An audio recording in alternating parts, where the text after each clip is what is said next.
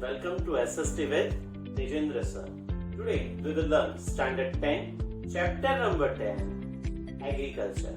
अच्छा, agriculture start करने से पहले एक चीज याद आई. एक बार एक इंसान ने पूछा what is the meaning of agriculture. So उसने दूसरे ने जवाब दिया agri to culture that is called agriculture. So वो वाला नहीं है एग्रीकल्चर. कल चरने के लिए तो गाय भैंस बोलेंगे. आज के लिए इम्पोर्टेंट ये चैप्टर का इसलिए बन जाता है बिकॉज उसके अंदर से नंबर 1 मैप आने वाला है. सेकेंड थिंग 2 मार्कर 3 मार्कर के क्वेश्चन के अंदर मोस्ट इम्पोर्टेंट टॉपिक है. So let's start this video. First of that agriculture क्यों इम्पोर्टेंट है उसके कुछ फिगर हम यहाँ पर देखेंगे. The 60% labor are engaged with agriculture.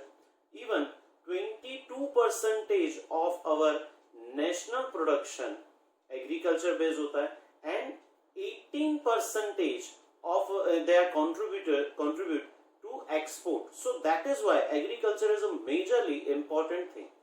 अब which are the favorable condition for agriculture? So first of that proper environment. हमारे पास एक 12 मंथ तक काम कर सके ऐसा एक एनवायरमेंट है.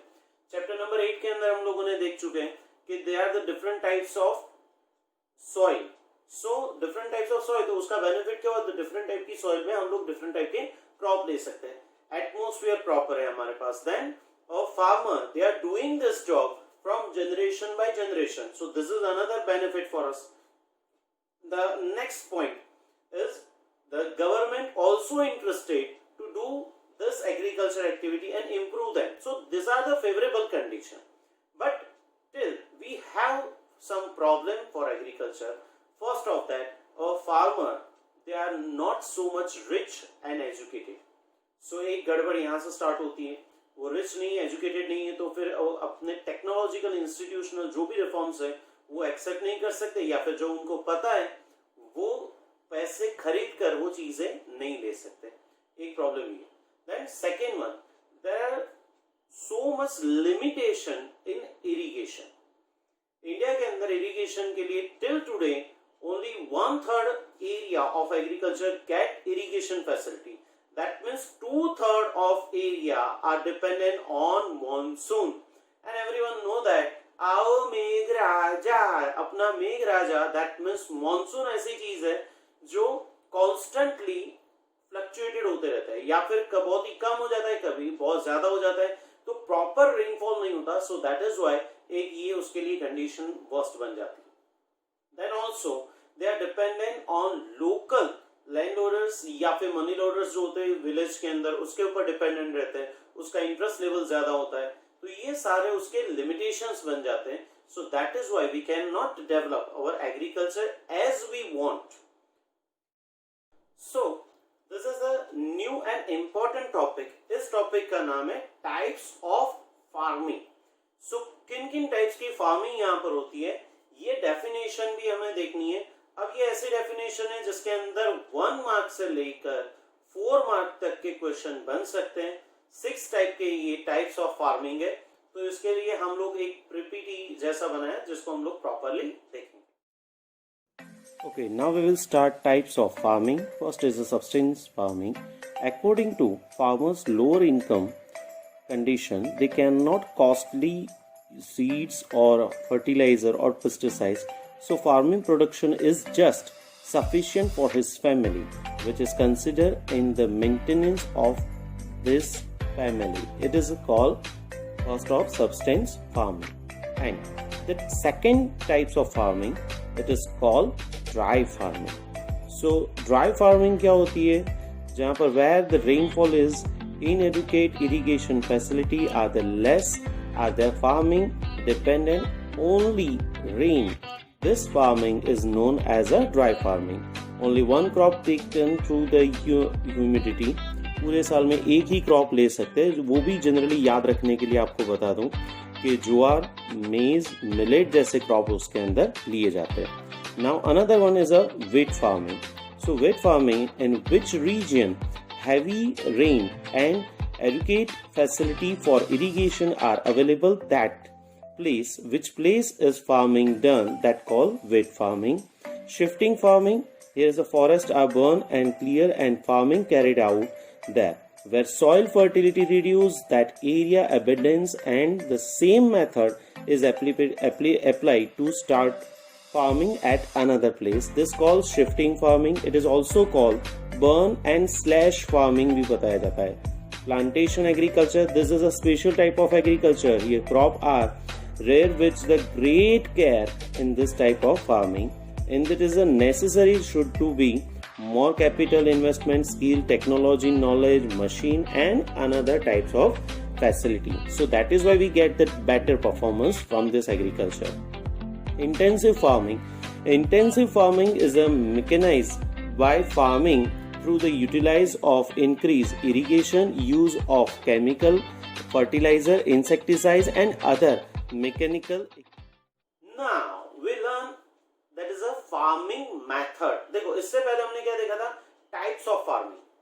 अब हम लोग क्या पढ़ रहे हैं, फार्मिंग मेथड. कौन कौन से टाइप की मेथड होती है फार्मिंग के लिए. First is a organic farming. It is simple that when we use some organic things, that's just like organic material and natural seed, or we never use any type of insecticides or germicide, तो फिर जो creatures या फिर insect उसके अंदर आ जाएंगे, उसको कैसे निकालेंगे.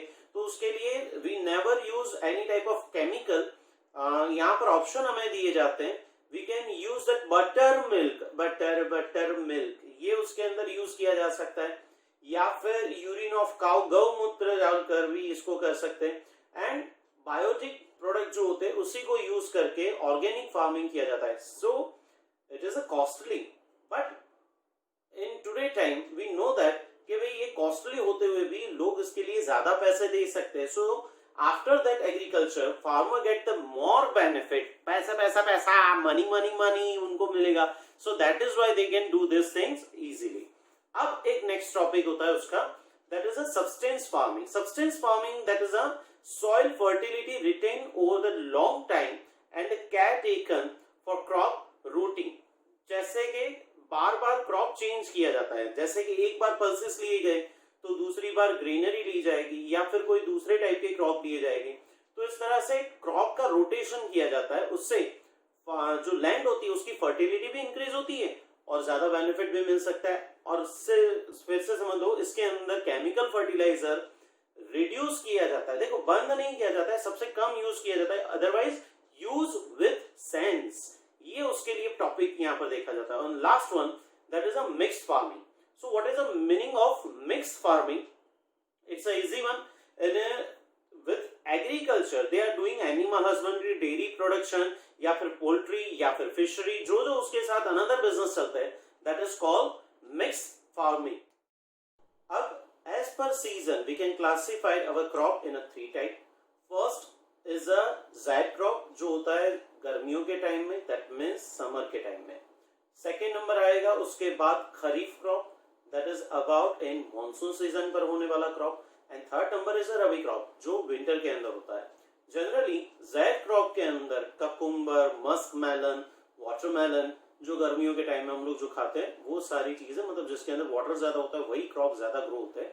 Then after kharif crop, it is a golden season for everyone, because जितने भी वेट मान लो, अरे सॉरी, उसके टाइम पर अगर हम लोग देख रहे हैं पैडी, तो ये भी उसी टाइम पर ग्रो होगा. और बाकी के बहुत सारे मेज, जुआर, मिलेट, कॉटन, तिल, ग्राउंडनट, इतने सारे जो क्रॉप होते हैं वो सारे के सारे खरीफ क्रॉप ही होते हैं. मेजरली ये सारे टाइम पर होते हैं. Then after rabi crop, the major crop in rabi season, that means winter के अंदर होने वाला crop, that is about wheat. और उसके साथ कई सारे टाइप की पल्सेस, मस्टर्ड, लिंसीड, ये सारी चीजें उसके साथ ग्रो होती है. अब एक सबसे इंपॉर्टेंट टॉपिक पर थोड़ा सा ध्यान देंगे. अब जो सेशन स्टार्ट होने वाला है उसके अंदर हम लोग देखेंगे कि हर एक क्रॉप की स्पेशलिटी, उसके टेम्परेचर, रेनफॉल, सॉइल, और उस कौन कौन से स्टेट के अंदर ये ग्रो होता है, और उसके लिए कौन कौन सी फेवरेबल कंडीशन है. ये चीज याद रख लो. ये क्रॉप, एक क्रॉप का फेवरेबल कंडीशन आपके एग्जाम के अंदर आने के बहुत ज्यादा चांसेस है. So it is a jackpot, must watch this things. Different crops and उसकी facility. First is a paddy. Paddy बहुत ही इंपॉर्टेंट क्रॉप बन जाता है. It need temperature minimum 20 degree Celsius and rainfall 100 और मोर सेंटीमीटर का चाहिए उसको। ये उसकी फैसिलिटी देखना, याद रखना है। और उसके साथ हर एक क्रॉप के आगे देखेंगे हम लोग उसकी soil and atmosphere, that is a fertile and alluvium soil उसको चाहिए। देन आफ्टर टॉर्रिड जोन, थोड़ा गर्म हो ऐसा, हॉट एंड ह्यूमिड क्लाइमेट, उसके लिए बहुत ही फेवरेबल कंडीशन रहती है। अब पैडी के state West Bengal, Tamil Nadu, Uttar Pradesh, Bihar and Orissa. Speciality 1 mark का भंडार है ये सब। Paddy is our most important crop.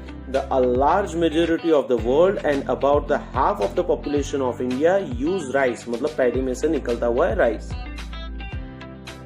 Indian states stand second in the world after China. Paddy is sown over that 1/4 of the total net sown area, मतलब 25% में agriculture में paddy ही की जाती है। Need more human labor and it is necessary for cultivation. Now second is a wheat. Temperature 20 to 30 degree Celsius, rainfall 75 to 100 centimetre. तो ये wheat मतलब गेहूं अपने लिए बहुत ही इंपॉर्टेंट है। ओवरऑल ये आगे इंपॉर्टेंट 1 मार्क के क्वेश्चन 2 मार्क में भी इंपॉर्टेंट है। That need soil, it is a rabi crop, then temperate zone के अंदर होता है। ब्लैक और fertile loamy soil, it is important for wheat. इसके लिए बहुत ही इंपॉर्टेंट रह जाती है इस टाइप की सॉइल को करने के लिए। देन आफ्टर स्टेट्स, उसके कौन कौन से स्टेट्स है? बल्ले बल्ले, पंजाब, हरियाणा, यूपी, एमपी, राजस्थान, गुजरात, ये सारे वीट के इंपॉर्टेंट स्टेट्स है। अब बाकी अगर हम लोग बात करें, so speciality wheat is the second most important crop of our country. Less labour force require as machinery introduce होने के बाद वहां पर कम चाहिए लेबर, इसलिए ये सबसे इजी काम बन जाता है। After green revolution wheat production almost double due to the canal water in Punjab there are abundance production. ओ बल्ले बल्ले बहुत ही ज्यादा होता है ये crop. Punjab is also known as a wheat bowl of India and in Gujarat के अंदर Bhalia wheat, it is a important and Bhal region, Ahmedabad के अंदर ये रीजन है geographical. Among the grain, wheat is the most nutritious, so that is why it is known as a king of grain. Now it is a jowar. So jowar, it is a very important another crop. ये 1 mark के लिए important है। Temperature उसके लिए 25 degree Celsius around, rainfall 30 to 50 centimetre rainfall उसको चाहिए। तो कम rainfall में ग्रोथ होने वाला ये क्रॉप हो जाता है। Then soil and atmosphere of jowar, that is a black and loamy soil that need, बाकी कुछ ज्यादा उसको नहीं चाहिए। एटमोस्फियर तो उसके लिए प्रॉपर होगा तो चलेगा। Maharashtra, Karnataka, Andhra Pradesh and Gujarat, they are the major state to produce.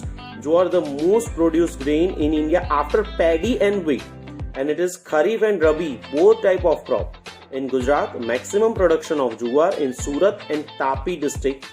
Now there is a millet, temperature 25 to 30 degree, rainfall 40 to 50 centimeter. Soil and atmosphere light and sandy. State Rajasthan, Gujarat and Uttar Pradesh. Millet is considered as a grain of labor and Rajasthan grow maximum millet in India. ये दोनों MCQ का भंडार है भाई। In Gujarat, Banaskantha district lead production. Then after maize, temperature 21 to 27 degree and rainfall 50 to 100 centimeter. Soil slopy, black, hard, rocky and water having that gently flow. State MP, Rajasthan, Bihar, Punjab, Himachal Pradesh. Maize is the most grow crop in the world after paddy and wheat. याद रखो, third number का important. It grow morely in hilly area. It is a staple food of the people and contains oil and starch. It is useful for industry production and also animal fodder. Then Dhani, popcorn and edible oil भी हम लोगों को मिलता है। अब आ गया groundnut, temperature 20 to 25, rainfall 50 to 75। Black soil and mixture loamy soil, Gujarat, Tamil Nadu, Maharashtra, Andhra Pradesh, ये इंपॉर्टेंट है। Groundnut hold important oil seed, India rank second, Gujarat lead the country in the groundnut production, it is more use as a edible oil. Then after til, that is the state is Gujarat, Tamil Nadu, West Bengal, Karnataka and MP. It is used since age time. It is a rain based crop, almost state in a grow, and the seed of til that contain more oil. Gujarat rank first in every state and maximum production of til where we exported. Mustard state में Rajasthan, MP, Gujarat, UP, rabi crop and it is an important crop. Mustard seed oil. यहाँ पर हम लोग रुक रहे हैं क्योंकि बहुत लंबा हो जाता है वीडियो। तो बाकी के क्रॉप हम लोग नेक्स्ट एपिसोड के अंदर देखेंगे, that is a sure one. So this is the end of this video. So everyone keep learning at home, SST with Vijendra sir.